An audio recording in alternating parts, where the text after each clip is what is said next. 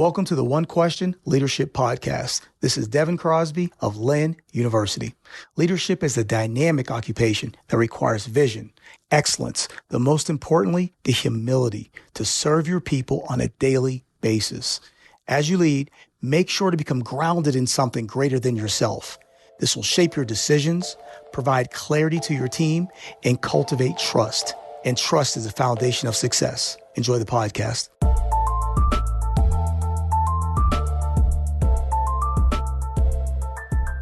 Greetings, this is Ty Brown, and welcome to the One Question Leadership Podcast, where we highlight executive and organizational leadership. This episode of 1Q will be hosted by Brian Blair, Deputy Athletics Director at Washington State University. Take it away, Brian. Welcome to the One Question Leadership Podcast, where we highlight executive and organizational leadership. This is Brian Blair, and I'm the Deputy Athletic Director at Washington State University. Please follow us on Twitter and Instagram at 1Q Leadership. Also, please take a moment to subscribe, rate, and review 1Q wherever you listen to podcasts. I'm joined today by Dr. Reggie DesRoches.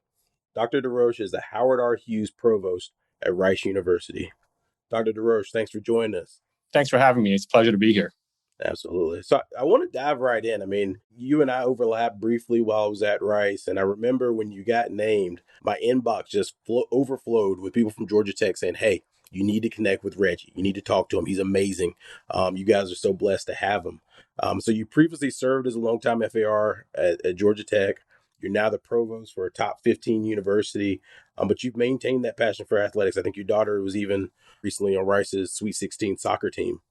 Can you walk us through your role as provost and how you view the value of intercollegiate athletics on a college campus? Yeah, sure. Provost is one of the least understood positions in the university. I think everybody knows what a president does. Everybody knows what a dean does. A lot of people don't understand what a provost does at a university. So let me just start there and just sort of explain that and get a little bit to athletics. So, as provost, I'm the chief academic officer of the university. And that involves overseeing all the academic programs, both at the undergraduate and graduate level, the research enterprise and our research centers, as well as hiring, tenuring faculty and instructors, overseeing our diversity, equity, and inclusion programs for faculty and students. Anything that touches the academic mission of the university is overseen by the provost and their staff. And so it's obviously a great job. It's a great way to really have an impact on the university. And it's been a fun and challenging year in that role so far at Rice. I could just jump into my thoughts on athletics, and clearly I'm a big sports fan. I grew up in New York, always played sports growing up, and followed every team in New York, including the Mets and Jets and Knicks. My family I came from an immigrant family in Haiti, and I think in some ways we found sports as a way to better integrate into the American culture. Even though my dad knew nothing about baseball, in fact, he was an accomplished soccer player. We always watched baseball growing up, watched the Mets, and I carried that into college when I went to Cal back in the 80s. And I remember going to all the football games and basketball games, and I just always loved sports, first professional sports and then college sports when I went away to college. To me, sports is something that connects people, of different races, politics. It's the one time where people come together in unison around their team. I know I can sit at a Met or a Jet game and see things, maybe see things differently, politically, religiously, from the person I'm sitting next to. But for those 3 hours, we're completely aligned around the sport. And so, as far as intercollegiate sports is concerned, I think it adds great value to the university. It contributes, in my opinion, to a well-rounded education at universities. It's something that students rally around. It adds so much to life on campus and a sense of community and unity. And it's a great form of entertainment for students. It's a common way that alumni connect and continue to connect in university long after they've graduated. Absolutely. And I mean, we can dive into Jets and Mets over Giants and Yankees on another podcast. We kind of glossed over that, but we can circle back. Yeah. I worked at Rice for 7+ years between two stints.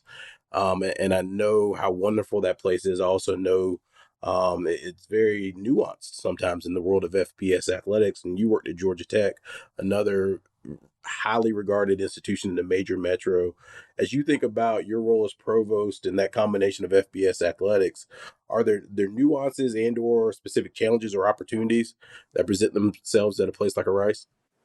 Yeah, I would say there are both challenges and opportunities. Certainly, the challenges is both, a place like Rice and Georgia Tech, they're extremely rigorous universities that value academics, push their students hard. And so clearly the challenge for student athletes to try to balance a rigorous major and curriculum with their sport is a challenge. One of the nuances I think for both Rice and Georgia Tech, certainly I remember Georgia Tech, is there really are no places to hide. And I think that's the same place for Rice in terms of there are no easy majors for you to hide into, whether you're a student athlete or not. And so it's really one of those places where it adds an extra challenge for student athletes. I think on the flip side, it enables us to really recruit the very, very best. And I think the coach Brian Lee, who's a new soccer coach, who came from LSU, when he was asked why come to a smaller program, and he said he truly believes he can recruit better student athletes when you have a program that has extremely strong academics. And I think in the short time here, he's proven it by building a really strong soccer program, women's soccer program here. So I think there are challenges, but I think there are also opportunities when you're at places that really stress the academics and push their student athletes really hard. And I think it's been fascinating for me. Haven't been at a Rice, haven't been into South Carolina. I attended a liberal arts at Wofford, but now being at a major land grant university. And on the surface, those four are very different. But I think, and you touched on a little bit regarding Brian, transition from LSU to Rice, each place has their distinct value or niche within the larger landscape. And there's certainly opportunities at a Rice that avail themselves maybe more so than some of these other institutions. And I think you touched on it with the value of the education as we step into this world of more transfers and some of these other things that are coming at college athletics right now. Do you have additional thoughts on maybe how Rice is positioned when you think about the transfer world or name, image, and likeness, or those kind of topics that are all coming at us at once? Yeah, I mean, I think time will tell how well Rice is going to be positioned for that. I think Rice is going to have, to some extent, many of the same challenges that the Big Five conferences and others have in terms of what's on the landscape for athletics. In some ways, to a different extent, right? In the sense, again, I think our ability to, particularly in the Olympic sports, to recruit really star student athletes, and we're seeing that in those cases, in those sports in particular, we're competing very well in women's basketball and now in soccer and track and field. I think we have the ability with strong coaches to compete and do very well, both athletically and of course academically. And again, one of the other things, student athletes are incredible in the classroom. I think that's something that's missed by the general population, how well people don't really know. There's this perception of student athletes, but they do extremely well in the classroom. Athletics fosters really important character traits such as work ethic, perseverance, preparation, commitment, interpersonal skills, all these things that will serve student athletes well. And we all know that student athletes, when they go on to their professions, they do extremely well, and they tend to be leaders in their roles. And one of my goals at Georgia Tech and some of the programs I started was to try to find ways to engage faculty with our student athletes. And so we'd have these guest coach programs where they travel with the student athletes, but to give them a real sense of the commitment and the hard work it takes to perform on a Saturday and what goes into that. And I think it really helped change the opinion of student athletes and their role on campus when people saw just the effort that they went through to compete every weekend. Absolutely. And I'd say that's a challenge and an opportunity for all of us around Division I athletics, and certainly for the NCAA as a whole. So many times these positive stories and then the number of student athletes that come out with these positive attributes and these lessons they've learned, and these opportunities given because of college athletics, that all gets lost sometimes for the negativity. And I get we've got to report all around kind of the story and where we're at. But I think you touched on, in addition to the value of intercollegiate athletics, the value to those student athletes, not only to the campus, but long-term to their careers and those life lessons is a really big piece of why I do what I do. And I think a lot of us do what we do. Absolutely. Absolutely. We've got a lot of people within college athletics listening to this, but certainly a lot of deputy ADs are kind of the number two in their athletic department. And I think I've heard, and I'd be interested to see if you agree with this, that the provost role or the chief academic officer role is kind of the number two on a college campus. Do you see similarities in serving as that provost role, and maybe what it would be as a number two in athletic department, or really a number two or vice president role for any organization? Yeah, I suspect there are very similar issues, challenges, and opportunities between being a provost, which is considered the number two at the university, and a deputy AD or any organization outside of athletics. I view these as critical jobs. You're often doing things behind the scenes. It tends to be, at least certainly the provost, an internally focused job. So you may not be out in the limelight like the president is or like the AD is. Often things that a number two does are truly invisible to the general public, but extremely important and critical to the organization. Sort of like an offensive lineman, right? You don't notice what they're doing, but they're protecting the quarterback, and they're critical in that role. And sometimes we have to do the dirty work in these positions. And so I've been in several number two positions throughout my career, and have always used it as an opportunity to learn first and foremost, and to improve myself and to get better. I always try to use these opportunities to work on areas that I know I need to improve if I want to move to that next level. And I always tell people who are academic leaders or trying to be academic leaders that even if you're a number two, you have the opportunity to leave your stamp on the organization. And in my case, I want to leave. When I leave this position at Rice, I want to say I've left the academic enterprise in a better shape and had a lasting impact. And so I hope the assistant ADs out there would who are number twos would really relate to this, and the fact that they can leave their stamp on the organization and hopefully make their mark and move on to the number one position. I absolutely love that analogy, being a football guy, kind of selfishly, but that offensive lineman of the institution or of the organization, and really doing what's necessary. And you notice it when it's not done well, but when it is done well, you don't see it as kind of invisible, as you mentioned. Yep. That's So exactly. across the country, I noticed a lot of provosts becoming college presidents. I don't think it's a misperception by any means that most presidents don't come up through college athletics, right? But it's become, especially at the FBS level, a big piece of that president's plate to manage, to handle, to represent, to be on some of these committees or the like, and working with NCAAs. And it seems like they're more involved than ever. I mean, in your role, as you think about being the chief academic officer and the provost, how do you prepare for what's to come regarding the work in athletics and how athletics represents or is, quote unquote, the front porch of the institution, and managing that? So, interestingly enough, at Rice, and I'm not sure how it is at other universities, the provost doesn't have an official role with athletics. I do make it a point to meet the coaches so they know that I'm a resource to them on any academic issues or needs they might have, even in recruiting. I was very fortunate that at Georgia Tech, while I was a head of a department, head of a pretty major division, I also served as the faculty athletic rep, as you mentioned early on, for 3 years. And it was a great experience. I had monthly meetings with the president at Georgia Tech at the time. We were required to meet monthly and discuss various issues, and I would update him on what's going on in athletics. And I'd meet with the AD at Georgia Tech monthly also. It's interesting. I would remember the president of Georgia Tech saying that although athletics takes up, I forget what it was, something like 2 or 3% of the university's budget, he probably spent 20 to 30% of his time on athletics. And I suspect that's the case for any Big Five president. And so although athletics is, financially maybe a small part of the university, is huge in terms of the time. So I'm very fortunate that I had that experience to serve as far at Georgia Tech, and also was fortunate to, during my time, to take on the vice president of the ACC role. One of the things that my introduction to athletics honestly had to do with my role in development at Georgia Tech. So as a head of a department, my first introduction was by getting a football suite, as a way of engaging the alumni in the civil engineering department where I was head. And it was an incredible experience. It was great for our alumni. They loved it. It was a way to engage without me having to travel everywhere to meet them.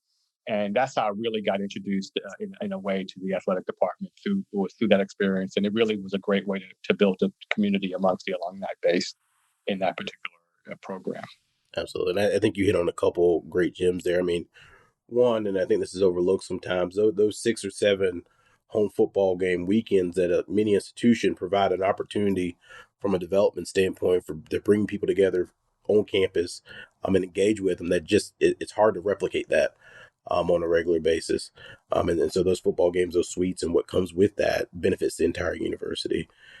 I love those numbers that you dropped from your president at Georgia Tech, that although athletics is 2 to 3% of the budget, they're 20 to 30% of the time that a president may spend on them. And yeah, those numbers may fluctuate from time to time, but I think that hits home this point that although it's a very small piece, and I try to remind myself and our staff and others that we're a very small piece of this overall enterprise, but the opportunity and or damage that can be done, depending on the actions, is really outsized compared to what an institution spends.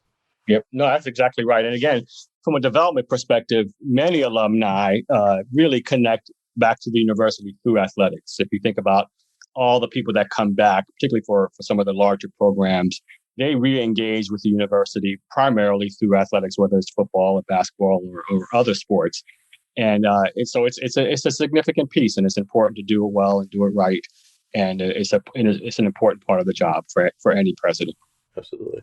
Let me ask you that. How did you become proficient at your fundraising responsibilities? And I'll ask that question because I know earlier you mentioned a little bit about the role of the provost being very much the things that aren't seen, the internal pieces of the job, but also as a department head or visible member of a campus, that certainly comes with fundraising responsibilities. And I think so often in athletics, your AD has to be out there fundraising, but not all ADs come up through that fundraising track, similar to not many academics come through an advancement track. So how'd you become so proficient in that space?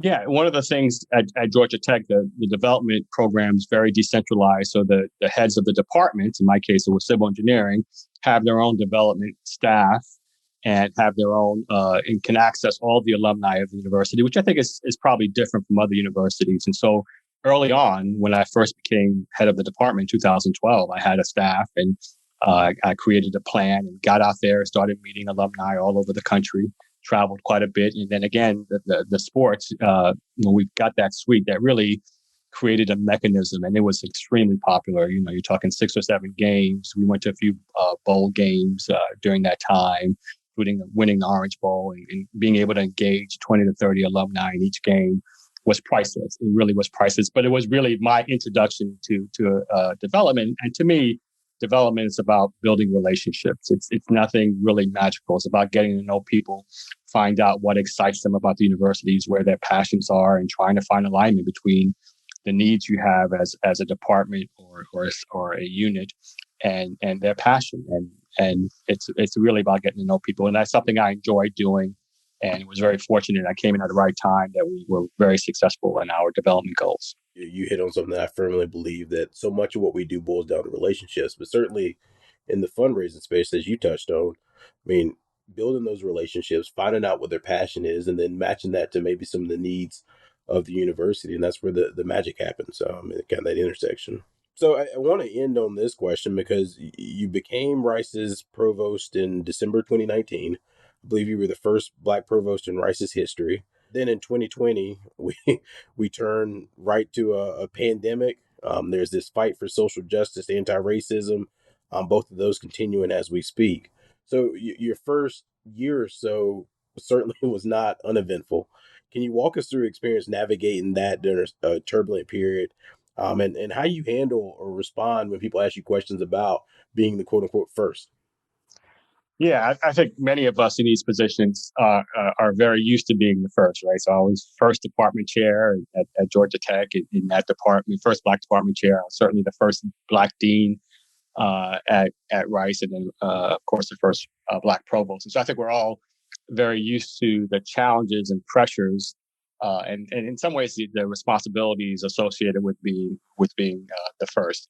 I came in at a time when we had, in addition to the challenge of being the first and the pressure of COVID and the social justice movement that was just taking place around the same time that COVID was taking place.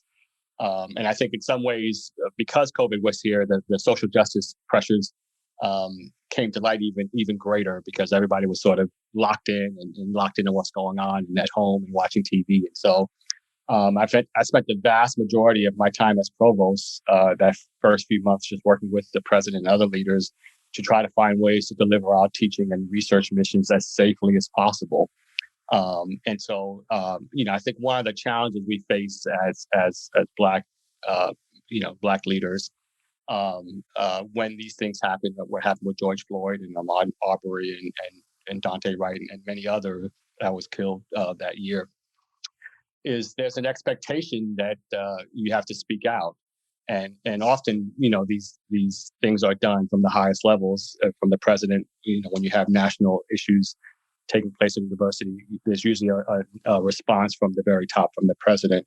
But when something like George Floyd happens, there's an expectation because of who I am and because I'm a Black man that I need to speak out. And it's interesting. After George Floyd happened, my daughter's a student at Rice.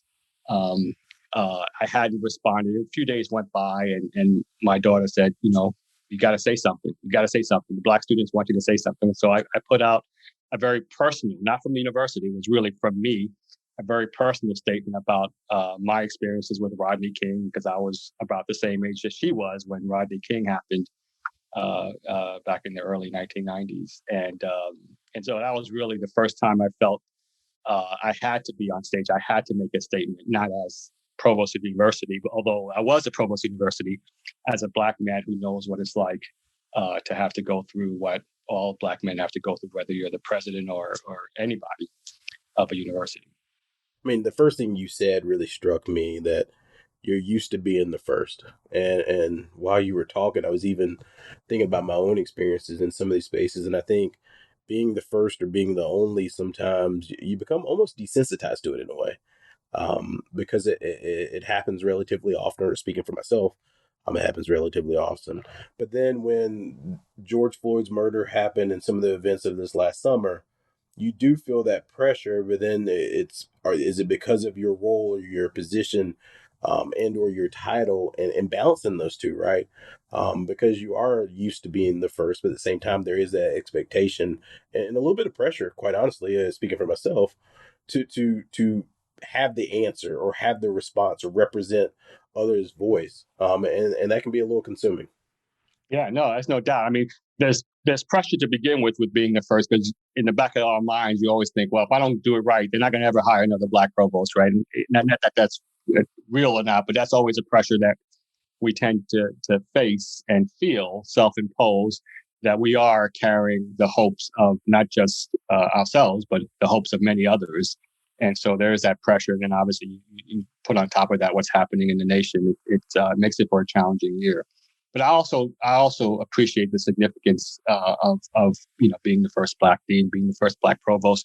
I remember when I first walked on Rice's campus in 2017. I guess you were still there at the time.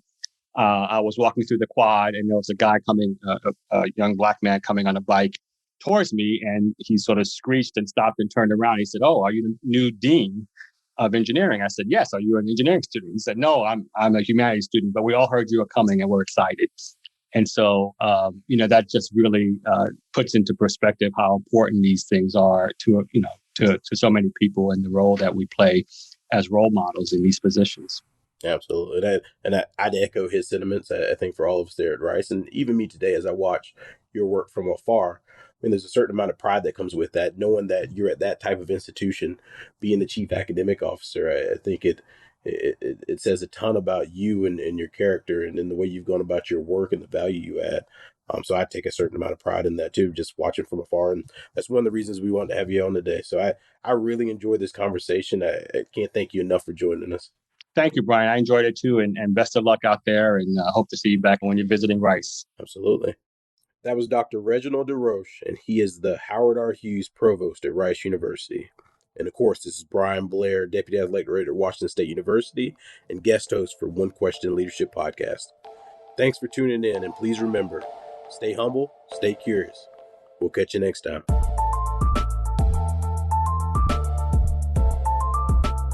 This episode of the One Question Leadership Podcast is produced by Spades Media Group, solving problems using creative leadership.